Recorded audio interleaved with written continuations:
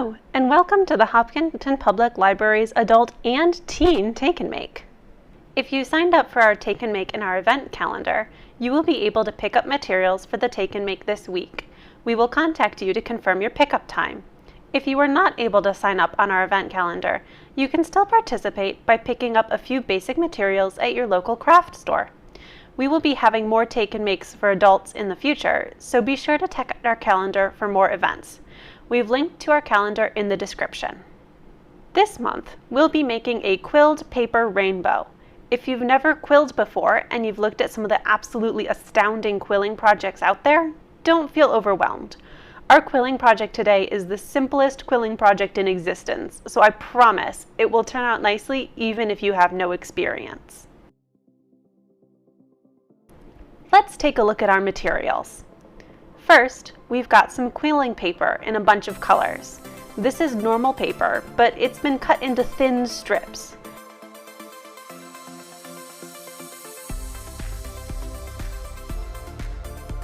We also have a quilling tool. You'll notice that the tip has a slot in it. It's way easier to quill with this tool, but if you don't have a quilling tool, you can, with a little ingenuity, use a paper clip or any other skinny round object. We have a piece of cardstock, which will be the backing for our project.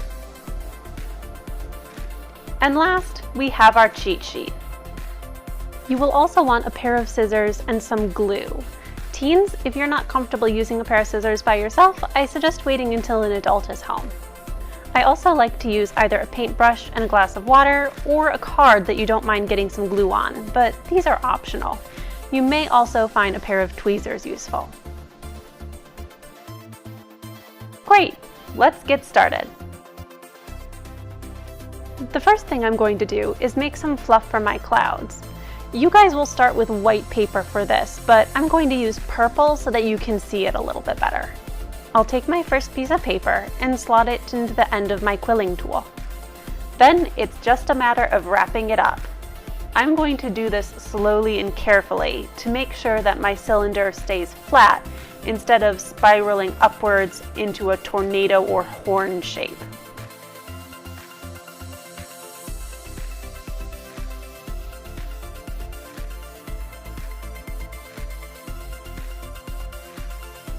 When I get to the end of my strip of paper, I'm going to remove it from the tool.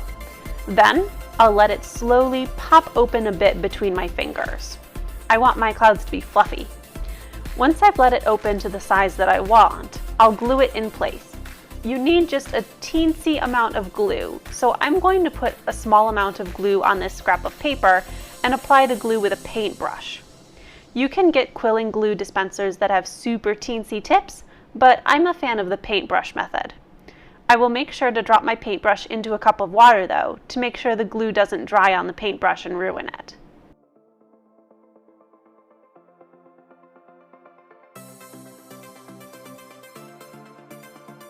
That's my first coil. I'll do this a few more times until I have 6 coils. Then it will be time to start placing my clouds. I'm going to take my cardstock and arrange my coils on it in a way that I like. I'll position my clouds about 3 inches apart and about 1/3 of the way from the bottom of the paper. I want to leave room over them for the rainbow. Once I have arranged them how I like, I'll start gluing them. I'll use my paintbrush to carefully apply a small amount of glue to the bottom of each coil, but you can also apply glue to them using the card method. To do this, you'll put some glue on your scrap paper and then draw a card, I'm using a library card, over the glue. This leaves a thin layer of glue on your scrap paper, which you can then dab your coil onto. I prefer the paintbrush method because I find that the thin layer of glue left by the card dries out pretty quickly, but that's just my preference and I won't judge you either way. I'll repeat this process for each of my coils until my clouds are glued down. Now it's time for the rainbow. I'll select the colors I want for my rainbow and lay them out. Then, starting with the bottom color, I'm using purple, I'll measure out the amount of paper I want, clip it to fit, put a touch of glue on it, and press it down. Alright, so my rainbow is looking a little funny here, but I'm going to give you guys a behind the scenes view of how I actually film these. And you'll notice that I'm bent over a couple of boxes and the camera in order to get you guys a good view. So I do apologize for my rainbow looking awful, but I'm hoping that you folks, without having to lean over a camera, will be able to do a little bit better than this. And there we are, a beautiful rainbow. I've included some extra paper in your kit, so if you're enjoying yourself and inspiration strikes, you can feel free to add more. I've linked to another video on your cheat sheet and in the description that shows some additional shapes, so you can feel free to add some flowers, stars, raindrops, or whatever tickles your fancy. If you want to frame your piece, I suggest using a shadow box. This will protect your piece from dust, and it won't squish flat like a photo frame would.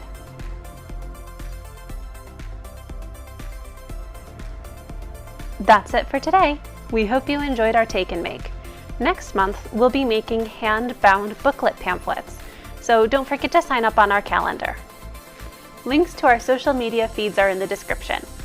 Don't forget to like and follow us for more fun crafts, as well as book suggestions, community news, and more. We have also linked to the website where we got this month's idea. And last but not least, you can use the link to our calendar to find our next take and make, as well as a lot of other fun events for adults, teens, and kids. Thank you for joining us!